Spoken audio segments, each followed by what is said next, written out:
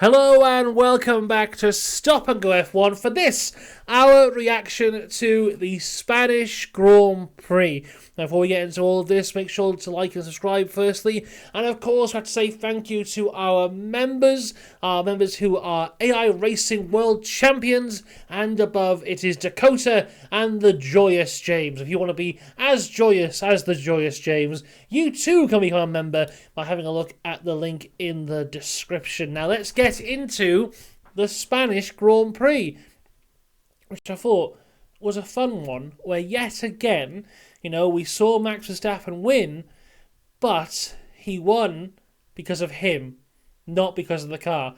And I think that is what a lot of people are kind of realising at the moment, is this race and Canada, Max won because he was the better driver, not because he had the better car, because the Red Bull, I don't think, was the better car this weekend. Let's go back to the start, though. Lando Norris on pole position, Max Verstappen alongside. There are a few changes to the grid before we set off.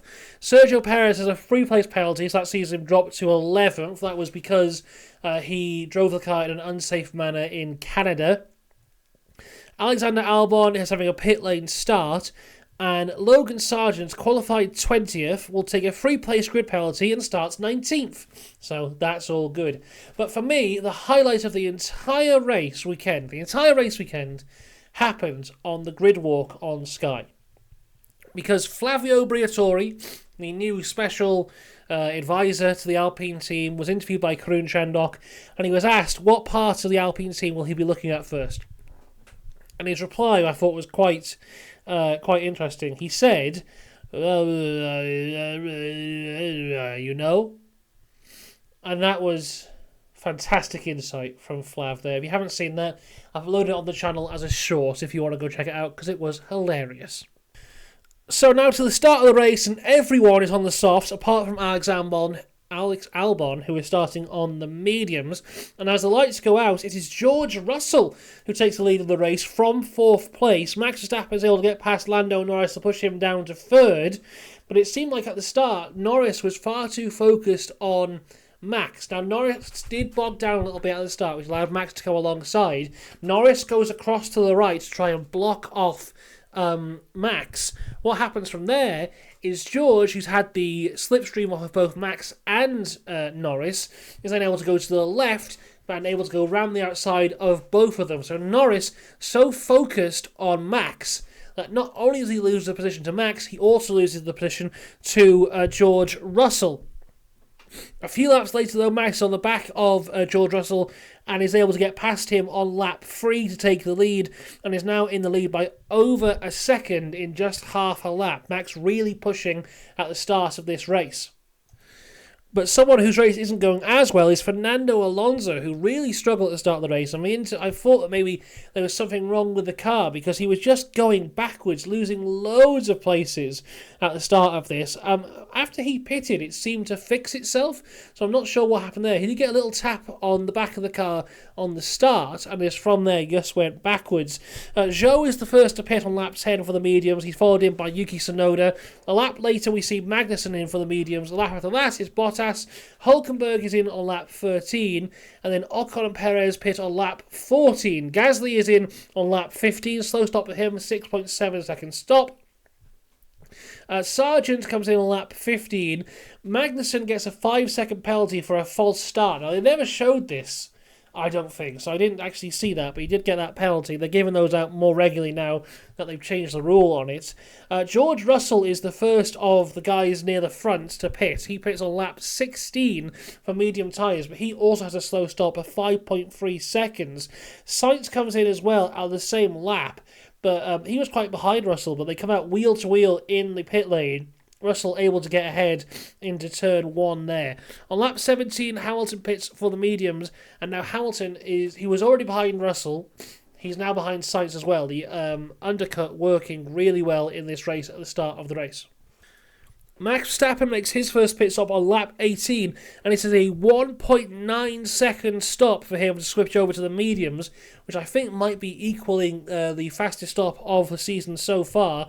Stroll also pits that lap for the mediums, and then Hamilton is able to get past Sainz on the inside of turn 1 on lap 19 for P6. Alonso pits on lap 20 for the mediums. That's where his issues started to end, and he was able to go a bit more forward. Piastri pits on lap 22, and then Lando pits from the lead on lap 26. Lando and McLaren electing to pit a lot later than everyone else. He comes out in 6th place. You know, it shows that they had confidence in the pace of the car and Lando's ability to not get that track position, save the tyres, hopefully, and let him try and overtake the guys throughout the rest of the field, which in the long run does work out for him. Leclerc then pits from the lead the lap after for the mediums and comes out in P7. The Ferraris really just not necessarily on the pace of the rest of the guys for the majority of this race. Yuki pits on lap 29, Bottas pits on lap 29, and Magnussen comes in on lap 30. Norris gets past Hamilton for P3 on lap 23, and this point really kind of annoyed me a bit because you had Russell, Hamilton, and Norris. And Norris was within about 0.6, half a second of Lewis Hamilton, and then George was ahead of Lewis by 1.1 second. And realistically, if they wanted to, if George had dropped back by 1/10, given Hamilton the DRS to allow him to defend against Norris, then maybe, I think in the long run, Norris still would have got past. But what could have really happened is he would have definitely been behind Hamilton for longer than he was. And in that dirty air, maybe that would have cooked his tyres a little bit more. So even if he got past Hamilton, it would have been harder for him to get past George. And you know, we've seen this kind of DRS thing before, most famously in Singapore, where Sainz purposely gave Norris the DRS to defend against George, who was faster at that time before he hit a wall. And we could have seen the exact same thing here. And I don't know why we didn't.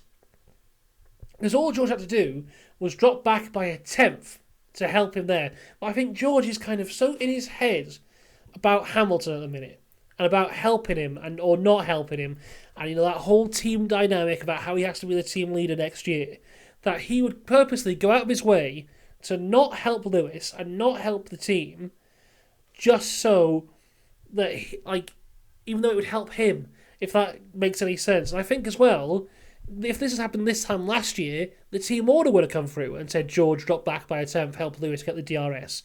But Mercedes are so upset that Lewis is leaving that they're prepared to throw away points just to make sure that Lewis doesn't benefit. And it just makes no sense here, because Norris was definitely the faster of the two, that was proven.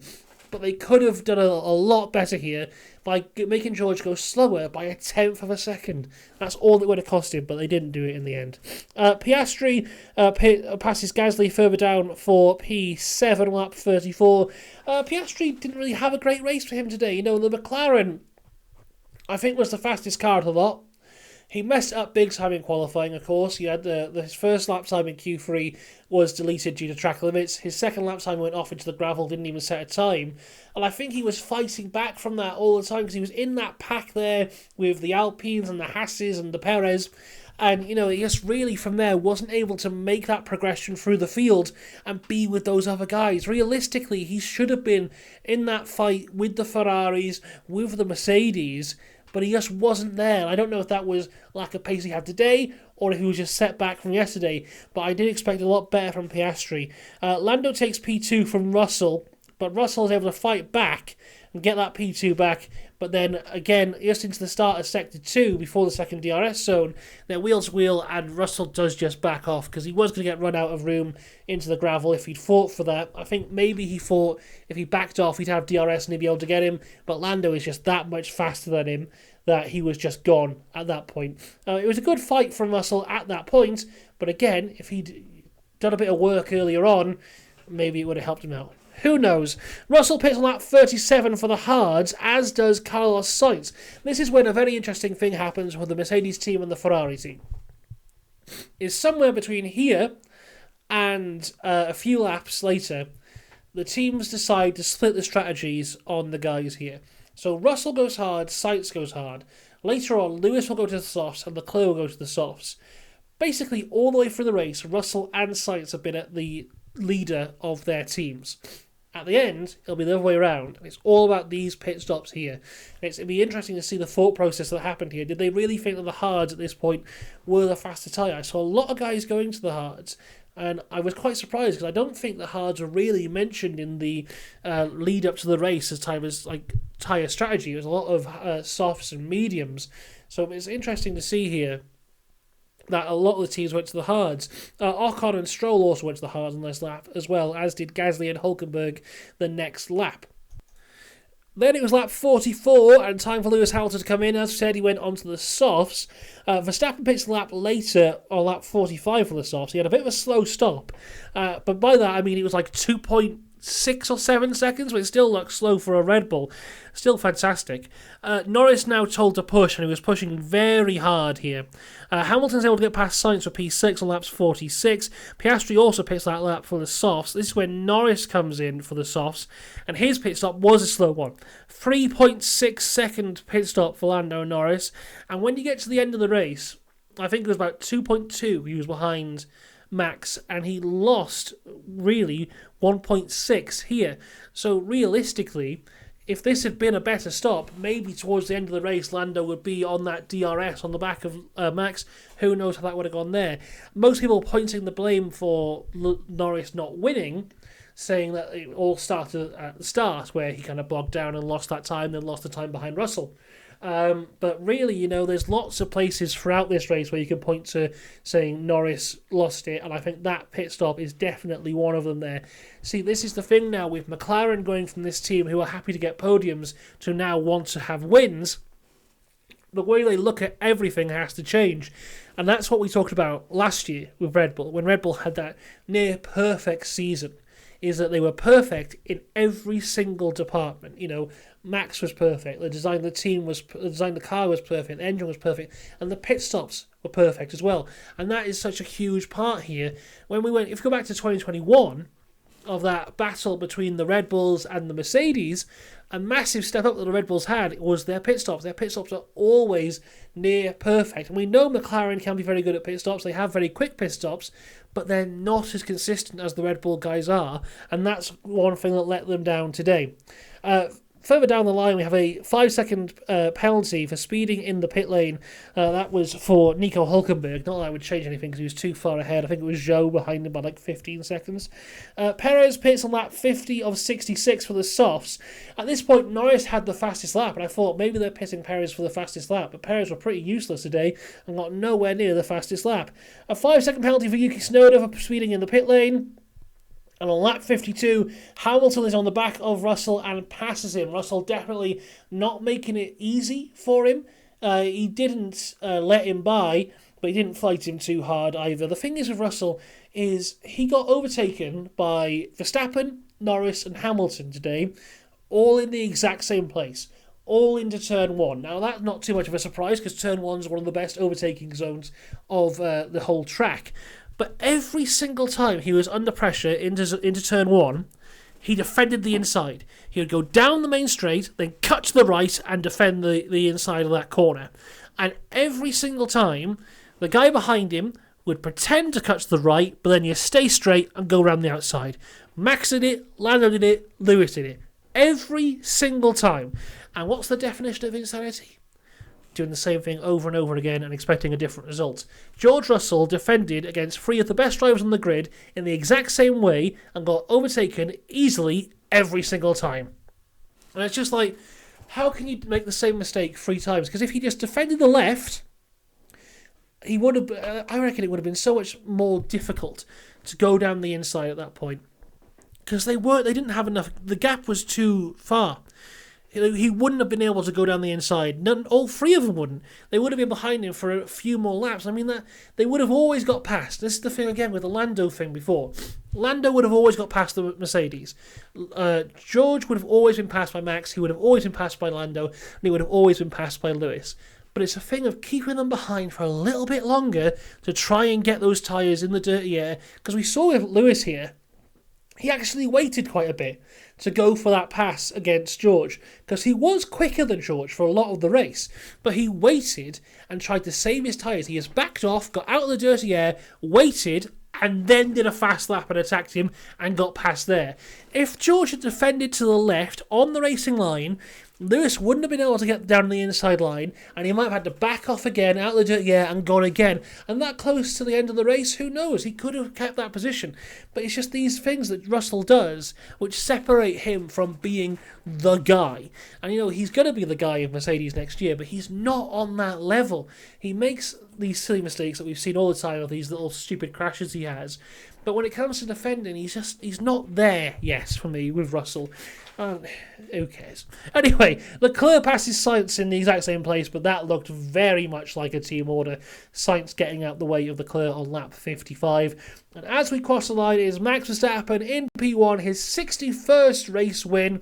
Lando Norris comes home 2 seconds behind, very close from Lando. Second now in the World Championship, but very pissed off. Very angry, didn't do his champagne smash on the floor, celebration on the podium, very downbeat in the interview. This is a guy now, he's had his first win in Miami, and he wants more, and who can blame him? He feels like he should have had this one here, and he didn't get it. It's interesting to see this side of him. We go to Austria next, which is one of his best tracks, but it's also one of the best tracks of Max Verstappen, so that one should be an interesting one between the two of them. It's going to be an interesting little battle for the rest of the year between these two. Lewis Hamilton takes his first podium of the year here, and his first podium since Mexico last year, a very long time of no podiums there for Lewis, now comes to an end. George Russell finishes in 4th. Charles Leclerc just off the back of him there, about half a second off of George Russell. Sainz finishes in 6th. Perez finishes in 7th. Sorry, not Perez. Piastri finishes in 7th. He just didn't have the pace. Perez is 8th, doing the bare minimum for Sergio Perez there, is 8th. 9th and 10th is Gasly and Ocon, some good points for the Alpine team. Hulkenberg once again finishes in 11th, just missing out. Alonso was 12th. Zhou had a fantastic result in 13th. Stroll 14th. Ricciardo 15th. Bottas 16th. 17th for Magnussen. 18th for Albon. Yuki Tsunoda finishes 19th. Awful day at the office for the Racing Bills, who brought so many upgrades to this race and they just have not worked. 20th place is Logan Sargent. No DNFs this weekend, so Logan Sargent is 20th and last. There you go. That is the Spanish Grand Prix. I thought it was a very good one. Enjoyed it very much, and it's setting the stage now to the rest of this championship we have. I don't think Max is under threat in terms of a championship battle, but in these individual races, he's having to try a hell of a lot more to get those wins, and that's what separated him today from the rest of the field. I think Lando had the faster car. Lando did a great job, but Max Verstappen was just that step better than everyone else, and that's why he took the win today. Fantastic stuff. We'll be back tomorrow for the driver ratings, and if you've missed out on the stuff on the channel already today, we have the F1 Academy stuff, which is a fantastic race. F3 is there, F2 is there. Check out all of that stuff on the channel. I will see you tomorrow. Until then, though, have a good one. I'll see you later. Goodbye.